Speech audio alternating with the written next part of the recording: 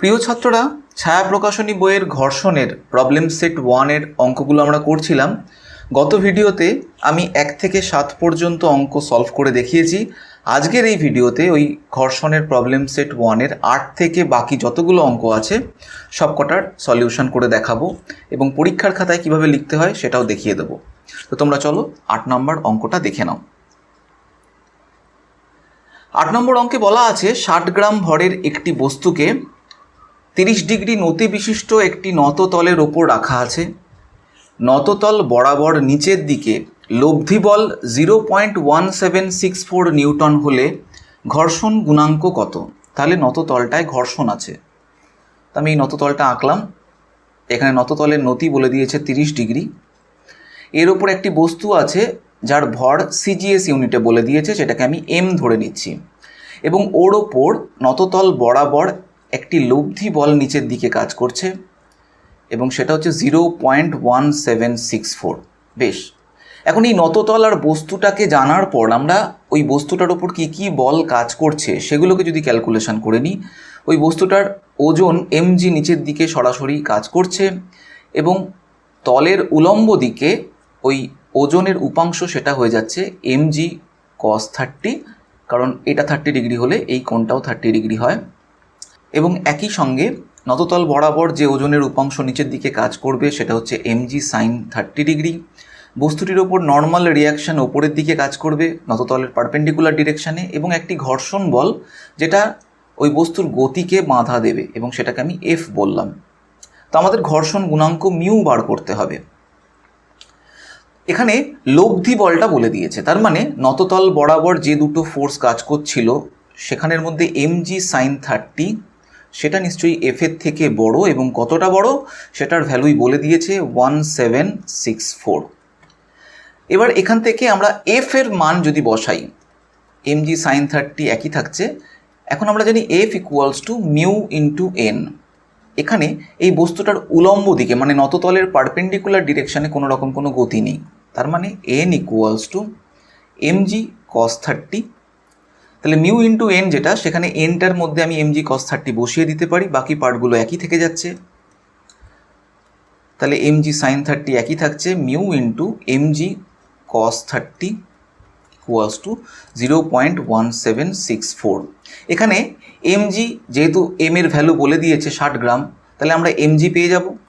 cos 30 সেটাও জানি, তাই সব পার্টই জানি, শুধু মিউটা জানি না। তাহলে মিউয়ের ফর্মুলাটা ফাইনালি নির্ণয় করে সেখান থেকে মিউয়ের মান নির্ণয় করলেই আমরা অ্যান্সারে পৌঁছে যাব। চলো কিভাবে লিখে করবে সেটা একটু দেখে নিই। একই রকমভাবে আমরা ছবিটা এঁকেছি, সমস্ত কিছু একই আছে। mgর মানটা প্রথমে আগে ক্যালকুলেশন করে নিয়েছি। mg মানে হচ্ছে 60 ইন্টু 980 যেহেতু সিজিএসে আছে, তোমরা ক্যালকুলেশন করার সময় সেটাকে মাথায় রেখে ক্যালকুলেশন করবে। হতে পারে লব্ধি বলটা এসআইতে দেওয়া আছে, তাই আগে ফার্স্ট সিজিএসে ক্যালকুলেট করে নিয়ে দেখছি 58,800 হচ্ছে।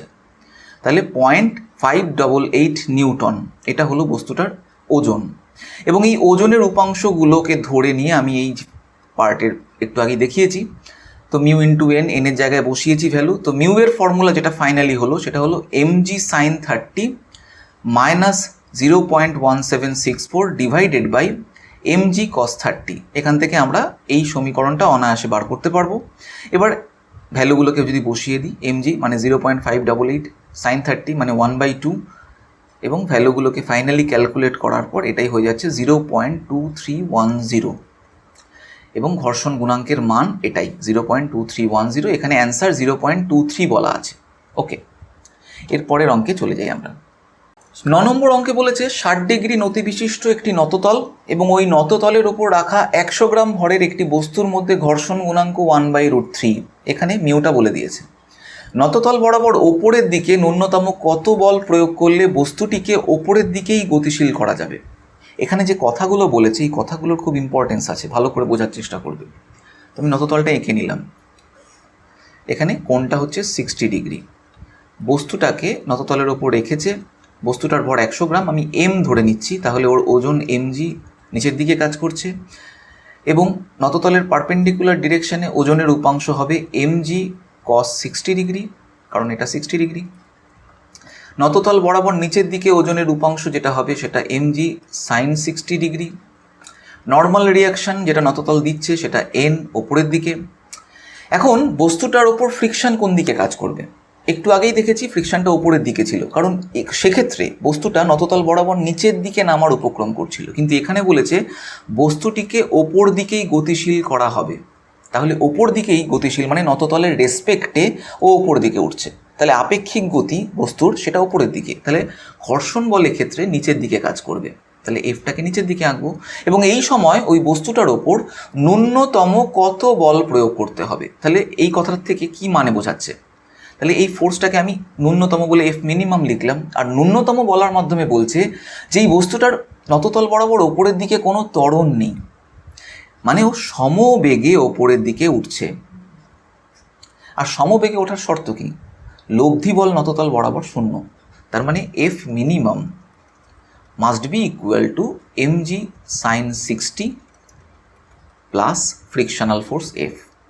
আবার উলম্ব দিকে মানে নততলের পারপেন্ডিকুলার ডিরেকশনেও বস্তুটা সাম্যাবস্থায় আছে, তার মানে n equals to mg cos 60 degree. এখন আমরা জানি mg sin 60 ছাড়া যে f আছে সেটার জায়গায় আমি মিউ ইন্টু n লিখতে পারি। তাহলে n এর মান তো অলরেডি পেয়ে গেছি, তাহলে সেখানে বসিয়ে দিই mg cos 60 ডিগ্রি। তাহলে দেখতে পাচ্ছি mg sin 60 cos 60 এগুলো সবার মান জানি, মিউ এর মানও জানি, দেওয়াই আছে। তাহলে এফ মিনিমাম নির্ণয় করা কোনো ব্যাপারই না। চলো কিভাবে লিখে করবে সেটা একটু দেখে নাও এবার। ছবিটা এঁকেছি সমস্ত কিছু, n equals to mg cos 60 degree. mgর ভ্যালু প্রথমে নির্ণয় করে নিয়েছি, এখানে সিজিএসএ বলা আছে তাই সিজিএসই আমি ক্যালকুলেশন করেছি। এখানে অ্যান্সার দেওয়া আছে নিউটনে, তাহলে ফাইনালি আমরা এসআইতে ট্রান্সফার করব। যাই হোক, দেখি সিজিএসএ ট্রান্সফার করে নিয়েছি, করে সিজিএসে আমরা অ্যান্সার বার করে নিয়েছি 98,009, এটা হলো বস্তুটার ওজন, তার মানে 0.98 Newton. F minimum equals to F plus mg sin 60, কারণ বস্তুটিকে ন্যূনতম এফ মিনিমাম বল প্রয়োগ করার ফলে বস্তুটি সমবেগে ওপরের দিকে গতিশীল হলো, এবং এই সময় যে ঘর্ষণ বল এফ নততল বরাবর নিচের দিকে ক্রিয়া করছে সেটাকে কাউন্ট করে আমি লিখতে পারি এই ফর্মুলাটা। এবার আমরা মান বসিয়ে দেবো, n মানে mg cos 60, তাহলে মিউ এর মান বসিয়েছি, mg মানে 0.98 ডিভাইডেড বাই cos 60 মানে 1/2, এইভাবে মানগুলোকে বসিয়ে দিয়ে আমরা ফাইনালি অ্যান্সার পেলাম 1.13 নিউটন বল নততল বরাবর বস্তুটির ওপরের দিকে ক্রিয়া করলে সমবেগে বস্তুটি ওপর দিকে উঠবে, মানে ন্যূনতম বলটা হলো এই 1.13 নিউটন। বোঝা গেল ব্যাপারগুলো? ওকে, এবার আমরা নেক্সট প্রবলেমে চলে যাব। নেক্সট 10 নম্বর প্রবলেমে একটি 4 কেজি ভরের ব্লককে, যাকে এ বলা হচ্ছে, এবং একটি 8 কেজি ভরের ব্লক, যাকে বি বলা হচ্ছে, একে অপরের ওপর রেখে একটি মসৃণ টেবিলের ওপর ব্লক দুটিকে রাখা হলো। ব্লক এর ওপর 12 নিউটন বল প্রয়োগ করলে এ ব্লকটি সবেমাত্র স্লিপ করে। তাহলে কি পরিমাণ বল এফ প্রয়োগ করলে ব্লক দুটি একই সঙ্গে গতিশীল হবে? তো এই অঙ্কের মধ্যে একটু ভুল আছে। তাহলে কি পরিমাণ বল বি ব্লকের ওপর প্রয়োগ করলে, একটু কারেকশন হবে, বি ব্লকের ওপর প্রয়োগ করলে ব্লক দুটি একসঙ্গেই গতিশীল হবে। দেখো এ ব্লকের ওপরই গতিশীল করার জন্য ওই বলটা আবার যদি বলে দেয়, অলরেডি তো বলেই দিয়েছে যে 12 নিউটন বল প্রয়োগ করলে এ ব্লকটি সবেমাত্র স্লিপ করবে, তাহলে আবার এ ব্লকের ওপরই কত বল প্রয়োগ করলে দুটো একসঙ্গে চলবে? এটার কোনো মানেই হয় না, বি ব্লক হবে। আবার আরেকটা কথা, এখানে এই অ্যান্সারটাও ঠিক নেই। চলো আমি প্রসেসটা দেখিয়ে নিই, তাহলেই বুঝতে পারবে। অলরেডি এই টপিকের ওপর আমি একটা ভিডিওতে বুঝিয়ে দিয়েছি তোমাদেরকে, তোমাদের তাই অনেক বেশি সুবিধা হবে। তো এ ব্লক এটা, তার তলায় বি ব্লক আছে, এবং এটা হলো মেঝে, এবং এই বি এর ওপর এফ বল ক্রিয়া করছে, যার জন্য এ আর বি দুটো একসাথে চলছে। তাহলে এক্ষেত্রে ফ্রি বডি ডায়াগ্রাম যদি দেখি, বি ব্লকটাকে আগে দেখি। বি এর ওপর সামনের দিকে এফ বল কাজ করছে, তাহলে এ রেসপেক্টে বি সামনের দিকে এগিয়ে যাচ্ছে বলে এ ওকে বাধা দেবে, তাই একটা ফ্রিকশনাল ফোর্স বি এর ওপর এ এর জন্য পেছনের দিকে কাজ করবে। ঠিক একই সময় এ এর ওপর বি সামনের দিকে ওই একই ফ্রিকশনাল ফোর্স প্রয়োগ করবে ওকে সঙ্গে করে নিয়ে যাওয়ার জন্য। তাহলে এই হচ্ছে ফ্রি বডি ডায়াগ্রাম। তাহলে সেই অনুযায়ী আমি যদি দুটো বস্তু একই সঙ্গে এ ত্বরণ নিয়ে গতিশীল হচ্ছে ধরে নিই, তাহলে আমি এই বি এর জন্য যদি সমীকরণ লিখি, তাহলে কি হবে? F minus small F equals to ওর মাস, যেটা বলেছে 8 কেজি, বি এর 8 কেজি বলেছে, তাহলে 8 ইন্টু এ, এবং এর জন্য হবে কি? এই friction force F equals to 4 into A. এবার এখান থেকে আমরা এ এর মানটাকে এখানে ক্যালকুলেট করে বসিয়ে দিলে এটা হয়ে যাচ্ছে কি 8 into f by 4 that is 2f। তাহলে এফ ইকুয়ালস টু 3f। এবার এই এফ এর মান ক্যালকুলেশন আমরা করে নিতে পারবো শুধু এ এর কথা ধরে। দেখো এর ওপর নর্মাল রিয়াকশন ওপরের দিকে কাজ করছে এবং এই যে ফ্রিকশনটা এটা F equals to mu into N হবে। এখানে এই ফ্রিকশন কোএফিসিয়েন্ট সেটা বলেনি, কিন্তু তাতেও আমাদের কিছু অসুবিধা নেই। তো আমি মিউ লিখলাম। এন এক্ষেত্রে 4gর সঙ্গে সমান, কারণ এর মাস হচ্ছে 4, তাহলে মিউ 4g। তাহলে আমি এটাকে লিখতে পারি F equals two 3 into mu 4g বা 12 মিউ জি। তাহলে এই এফটাকেই আমাদের ক্যালকুলেশন করতে হবে। আমি জিও জানি, তাহলে মিউ জানলেই আমার হয়ে যাচ্ছে। তাহলে মিউটা কিভাবে ক্যালকুলেশন করব? তার জন্য এই যে কথাটা বলা আছে, এর ওপর 12 নিউটন বল প্রয়োগ করলে এ সবে মাত্র বি এর ওপর স্লিপ করে, মানে ওই 12 নিউটন হলো লিমিটিং ফোর্স। তো আমি এর জন্য আবার ছবিটা আঁকছি। এর ওপর সামনের দিকে তুমি যদি 12 নিউটন বল প্রয়োগ করো তাহলে ওর ওপর পেছন দিকে যে ঘর্ষণ বল কাজ করে সেটা এফএল, নর্মাল রিয়াকশন এন, নিচের দিকে 4g। তাহলে এই সময় ও স্লিপ করা শুরু করে, তার মানে সীমাস্থ অবস্থা। তাহলে 12 ইকুয়ালস টু এফএল। এফএল মানে আবার মিউ ইন্টু এন। এন মানে একটু আগেই দেখেছি 4 ইন্টু জি। সো এখান থেকে আমরা মিউ বলতে পারি 12/4g। তাহলে মিউ এর মান পেয়ে গেলাম, এখানটায় বসিয়ে দিলে 12 ইন্টু 12/4g ইন্টু জি, জি কেটে বাদ গেল। তাহলে 36 নিউটন বল প্রয়োগ করতে হবে এই বি এর ওপর, তাহলে এ আর বি দুটো একসাথে মুভ করবে। তাই এই 24 নিউটন যেটা দেওয়া আছে এটা ভুল দেওয়া আছে, এটার অ্যান্সার হবে 36 নিউটন। ওকে, দুটো জিনিস ভুল আছে কিন্তু এই কোশ্চেনের মধ্যে, দুটো খেয়াল রাখবে এই দুটো। চলো এবার লিখে কিভাবে করবে সেটা একটু দেখে নাও। তো এই ছবিটা দেখতে পাচ্ছ, একই রকম ব্যাপারগুলো আমি এই পার্টগুলো সমস্ত বলে দিয়েছি। লিখবে কীরকমভাবে? ধরি এফ বল প্রয়োগ করার ফলে দুটি ব্লক একত্রে এ ত্বরণ নিয়ে গতিশীল হলো। ফ্রি বডি ডায়াগ্রামটা ড্র করে নিলে এবার এই পার্টগুলো এফ ইকুয়ালস টু 4a এর কথা মাথায় রেখে এবং F minus small F equals two 8a এর কথা মাথায় রেখে নিয়ে এবার আমরা এখান থেকে এ এর মান ক্যালকুলেশন করলাম। এ ইকুয়ালস টু f/4 বসিয়ে দিলাম এখানে এবং সেখান থেকে আমরা 12 মিউজি পেলাম। এবার ওই একই রকমভাবে এই কথাটাকে ধরে নিয়ে আমি ক্যালকুলেশন করে নিলাম 12 Newton is equals to FL, সেটা লিখে দিতে হবে। প্রশ্নানুসারে 12 নিউটন বল এ ব্লকের ওপর কাজ করলে ব্লকটি সবে মাত্র স্লিপ করে, ওই সময় 12 নিউটন বলই হলো সীমাস্থ ঘর্ষণ বল এবং সেটাকে এখানে লিখে এই যে মিউ এন ইকুয়ালস টু 12, তাহলে N equals two 12/n, N মানে 4g নিয়ে এখানটায় বসিয়ে এখানে অ্যান্সার বেরিয়ে গেল 36 নিউটন। ওকে, বোঝা গেল তো সম্পূর্ণ বিষয়টা? ওকে, চলো, খুব জটিল অঙ্ক আমি মানছি, কিন্তু তোমরা বুঝতে পারলে বেশ। এর পরের অঙ্কে চলে যাই আমরা। 11 নম্বর অঙ্ক। একটি 7 মিটার পার সেকেন্ড বেগে গতিশীল মোটর গাড়ি ব্রেক কষে 10 মিটার দূরত্বের মধ্যে থামতে পারে। প্রমাণ করো যে ব্রেক কষার জন্য মোট বিরুদ্ধ বল গাড়িটির ওজনের 1/4। এটা বার করতে হবে। তো আমি একটা গাড়ি যদি দেখি, এই গাড়িটা 7 মিটার পার সেকেন্ড এই বেগে চলছিল, তার মানে এটা ওর প্রাথমিক বেগ ইউ ধরতে পারি। অন্তিম বেগ, গাড়িটা যখন এরকম জায়গায় গিয়ে পৌঁছালো সেই সময় ওর অন্তিম বেগ 0 এবং গাড়িটা যতটা ডিস্টেন্স পর এই ভেলোসিটিটা 0 হলো সেটা বলে দিয়েছে এস ইকুয়ালস টু 10 মিটার। তাহলে গাড়িটির ওপর কত মন্দন কাজ করছে সেটা বার করে নিতে পারবো। তাহলে কি হবে? V square equals to u square minus 2as, এই ফর্মুলা থেকে আমরা এ এর মান ফার্স্টে ক্যালকুলেশন করে নেব। এখানে ভি ইউ এস আমরা সব জানি। যেই এটা ক্যালকুলেশন করলাম তাহলে এই মন্দন সৃষ্টির কারণ কি? বিরুদ্ধ বল, বাধা বল। তাহলে এবং সেটাকে আমি যদি ওই ব্রেকের জন্য ফ্রিকশনটাকে ধরে নিই তাহলে এফ হচ্ছে সেই বাধা বল এবং এফ ইকুয়ালস টু তাহলে গাড়িটির ভর যদি এম ধরে নিই, এম ইন্টু ডি অ্যাক্সিলারেশন, যেটা একটু আগে আমরা ক্যালকুলেশন করেছি। তাহলে এখান থেকে আমরা এই ফ্রিকশনাল ফোর্স বাধা বলটা পেয়ে গেলাম।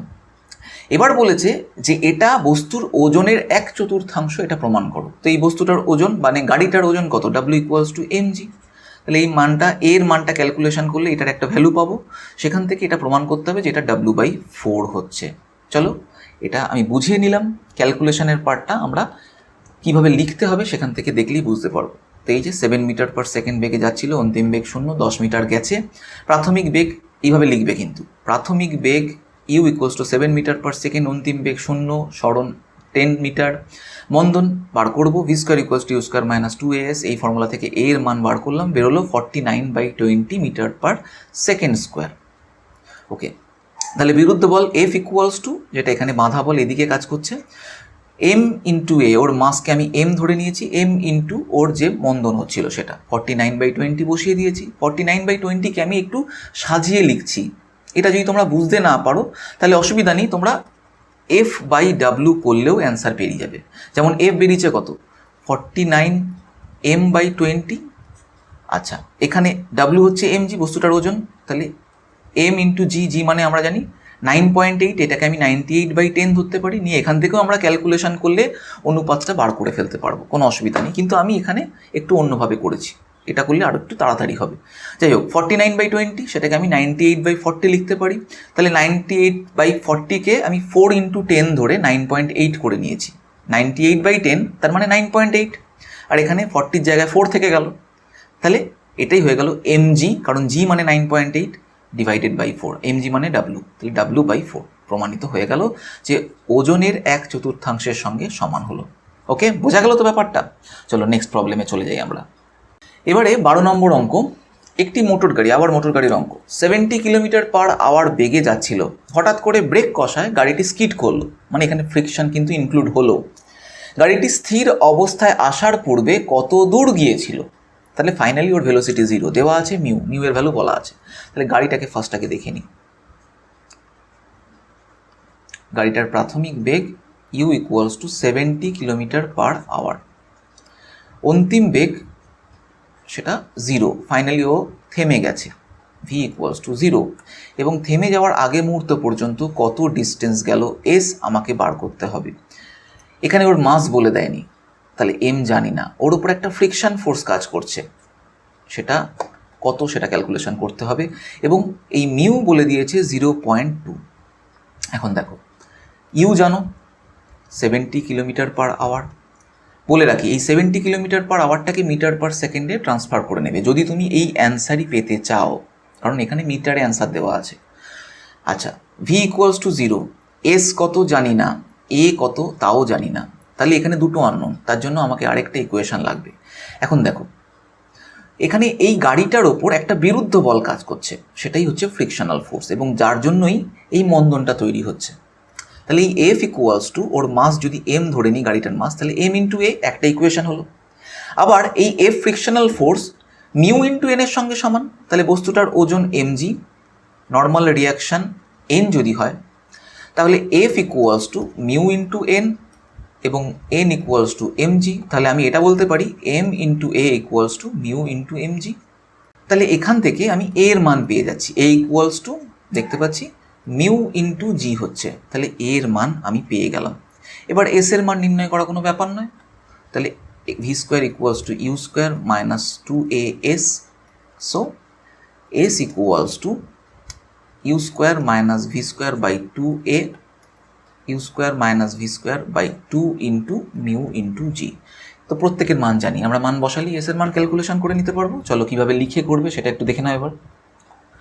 এই গাড়িটা ছবি টবি একই আছে, গাড়িটির ওপর ক্রিয়াশীল বাঁধা বল ঘর্ষণ বলের জন্য সেটা হচ্ছে f equals to mu into m, friction force যেটার ওপর পেছনের দিকে কাজ করছে, এম জি নিচের দিকে, এন ওপরের দিকে, তাহলে F equals to mu into N, mu into M G, এবং এই F equals to M into A, এর জন্যই ওর মন্দন সৃষ্টি হচ্ছে, সেটা হচ্ছে এ, মন্দন এ। তাহলে F equals to m a equals to mu m g, তাহলে এ এর ভ্যালু পেয়ে গেলাম মিউ ইন্টু জি। এবার ইউটাকে যেটা 70 কিলোমিটার/আওয়ার আছে সেটাকে আমি মিটার পার সেকেন্ডে ট্রান্সফার করে নিয়েছি, তাতে হচ্ছে 700/36 মিটার পার সেকেন্ড। এবার এই v square equals to u square minus 2as, এর থেকে এস এর ফর্মুলা পেলাম, সেই এস এর ফর্মুলার মধ্যে আমি ইউ মানে হচ্ছে 700/36, তার মানে 19.44, সেটাকে এখানে বসিয়ে দিলাম, সেটা স্কোয়ার ডিভাইডেড বাই 2 ইন্টু 0.2, কারণ এখানে মিউ বলে দিয়েছে এটাই, ইন্টু 9.8, তাহলে ফাইনালি বেরোলো 96.4 মিটার। তাহলে ও যতটা সরণ হলো সেটা হলো 96.4 মিটার সরে গেল থেমে যাওয়ার আগে মুহূর্ত পর্যন্ত। চলো এর পরের অঙ্কটা দেখে নিই এবার। 13 নম্বর অঙ্ক, একটি নততলের দৈর্ঘ্য 13 মিটার 13 মিটার, উচ্চতা 5 মিটার এবং মিউ হচ্ছে 1/3। কি মানের প্রাথমিক বেগ নিয়ে একটি বস্তু নততল বরাবর ওপর দিকে উঠলে স্থির হওয়ার মুহূর্তে ঠিক নততলের শীর্ষে পৌঁছাবে? হ্যাঁ, ভালো করে বুঝবে এই ছবিটা থেকে। তাহলে এই হচ্ছে নততল। নততলের নতি কিছু বলেনি, কিন্তু হাইট বলে দিয়েছে। এই লেন্থটা বলে দিয়েছে 13 মিটার, হাইট বলেছে 5 মিটার। তাহলে আমরা এই কোণটা বলতে পারবো, কোনো ব্যাপার নয়। আমি ভূমিটা যদি বলে নিই, সেটা হচ্ছে √13² - 5², এটা হচ্ছে ভূমিটা। এবার একটি বাক্সকে বা একটি বস্তুকে একদম নততলের নিচের জায়গায় রাখা আছে এবং তাকে কি মানের প্রাথমিক বেগ দিয়ে ওপর দিকে ছুটতে হবে। ধরলাম ইউ দিয়ে ছোড়া হলো এবং যার জন্য একদম শীর্ষবিন্দুতে যখন ও এসে পৌঁছালো তখন ওর অন্তিম বেগ 0 হয়ে গেল। তাহলে সরণ হলো 13 মিটার। মন্দন কত হবে? কারণ এক্ষেত্রে ওর অন্তিম বেগ যেহেতু 0 হয়ে যাচ্ছে, তার মানে নিচের দিকে লব্ধি বলটা কাজ করছে, যা মন্দনের সৃষ্টি করবে। তাহলে সেই জন্য আমি একটা ফর্মুলা থেকে আগেই মন্দনের যে মানটা হচ্ছে সেটা বার করার চেষ্টা করি, 2as। তাহলে a = u² - v²/2 × s। তাহলে u²/2s, s হচ্ছে এখানে 13, 2 × 13। ইউ জানি না, মন্দনের ফর্মুলা এটা বেরোলো। এখন দেখো এই বাক্সটার ওপর যে যে বলগুলো কাজ করছে, mg নিচের দিকে কাজ করছে, এই দিকে কাজ করছে, ধরে নিচ্ছি এই নতি কোণটা হচ্ছে থিটা। তাহলে এই দিকে কাজ করছে mg cos θ, এই দিকে কাজ করছে নর্মাল রিয়াকশন n, এবং নততলের সমান্তরালে কাজ করছে, এখানে লিখছি mg sin θ। তাহলে তল বরাবর mg sin θ কাজ করছে। এছাড়াও ঘর্ষণ বল কাজ করবে, কারণ বাক্সটা পুরোটাই ওপরের দিকে নততল বরাবর উপরে উঠছে। তাহলে এখানে একটা f কাজ করছে। তাহলে নততল বরাবর নিচের দিকে দুটো বল কাজ করছে, একটা হচ্ছে mg sin θ, একটা f। এবং এই দুটো বলই বিরুদ্ধ বল হিসাবে ওই বাক্সর মধ্যে মন্দনের সৃষ্টি করবে। তাহলে আমি কি লিখতে পারি? mg sin θ প্লাস f, এই দুটোই হচ্ছে বস্তুটার মধ্যে মন্দন এর সৃষ্টি করছে, তাই মাস ইন্টু মন্দন এ, কারণ ওর মন্দন এদিকে আছে। ওকে, তাহলে mg sin θ তো আছে, যা আছে ঠিক আছে। f এর জায়গায় আমি মিউ ইন্টু n লিখতে পারি, n মানে আবার mg cos θ। তাহলে mu into mg cos θ, mass into acceleration. দেখতে পাচ্ছি m কেটে বাদ চলে যাচ্ছে, তাই m নিয়ে আমার কোনো টেনশন নিয়ে লাভ নেই। তাহলে এবার আমরা কি ক্যালকুলেশন করব? এই a এর ফর্মুলাটা এখানে একটা বার করব। তাহলে a কত পাচ্ছি? a = g sin θ plus mu g cos θ। দেখো খেয়াল করে, এখানে যেহেতু সমস্ত দৈর্ঘ্যগুলো আমরা জানি 13, 5, আর এখানের ডিস্টেন্সটা আমি বার করে নিয়েছি, তাহলে sin θ cos θ ভ্যালু পেয়ে যাব। মিউ এর ভ্যালু দেওয়াই আছে 1/3। তাহলে এর ভ্যালু একটা এখান থেকে পাবো, আবার এর একটা ইকুয়েশন এখানে পেয়েছি। তাহলে ওই এর ভ্যালুটা এর মধ্যে যদি বসিয়ে দিই, সেখান থেকে ইউ এর ভ্যালু নির্ণয় করে ফেলবো, কারণ আমাকে বলেইছে যে প্রাথমিক বেগ কত সেটা ক্যালকুলেশন করো। বোঝা গেল? তাহলে ইউ এর মান নির্ণয় করার কোনো ব্যাপার নয়। তাহলে কীভাবে লিখে করবে সেটা এবার দেখে নাও। এখানে এই ছবিটা একই রকমভাবে বুঝতে পারছো। এই বাক্সটার ওপর যে দুটো বল নিচের দিকে কাজ করছে নততল বরাবর, সেটা হচ্ছে mg sin θ আর f। এখানে ভূমিটার মান দেওয়া নেই, সেটা বার করে নিয়েছি, 13² - 5², দ্যাট ইজ 12।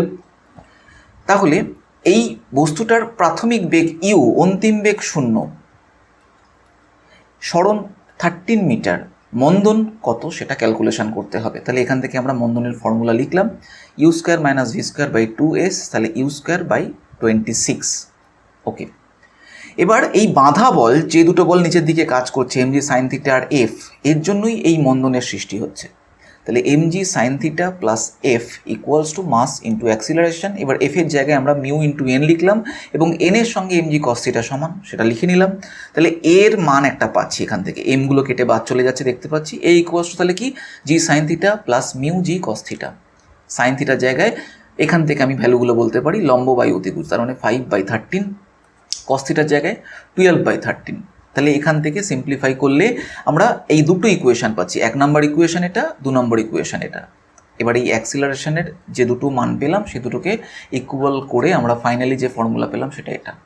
এখান থেকে আমরা ইউ এর মান নির্ণয় করব। অনায়াসে ক্যালকুলেশন করলেই দেখতে পাচ্ছি একদম সহজ ক্যালকুলেশন হলো ইউ ইকুয়ালস টু √18g, জি এর ভ্যালু বসালাম এবং অ্যান্সার পেলাম 13.28। অ্যান্সারে এক্স্যাক্ট দেওয়া নেই, অন্য কিছু ভ্যালু দেওয়া আছে, 13.52 বলেছে, অসুবিধা নেই, অঙ্ক প্রসিডিওর অঙ্কটা সম্পূর্ণ ঠিক আছে। ওকে, তাহলে ফ্রিকশনের প্রবলেম সেট 1-এ যে কটা অঙ্ক ছিল সব কটা তোমরা এখন বুঝতে পারলে। এবার এর ওপর যত ইচ্ছা কঠিন অঙ্ক দিক তোমরা নিশ্চয়ই করতে পারবে। তোমাদের কেমন লাগলো এই ভিডিওটা, তোমাদের উপকার হলো কি হলো না সেটা জানিয়ে আমাকে কমেন্ট বক্সে জানাও। এই বিভিন্ন চ্যাপ্টারের প্রবলেম সেটের অঙ্ক তোমাদের চাই কিনা সেটা জানিয়ে কমেন্ট বক্সে আমাকে জানাও। আর ভালো লাগলে অবশ্যই লাইক শেয়ার করতে ভুলো না। নেক্সট ভিডিওতে আবার দেখা হচ্ছে। এখনকার মতন এখানেই শেষ, টাটা।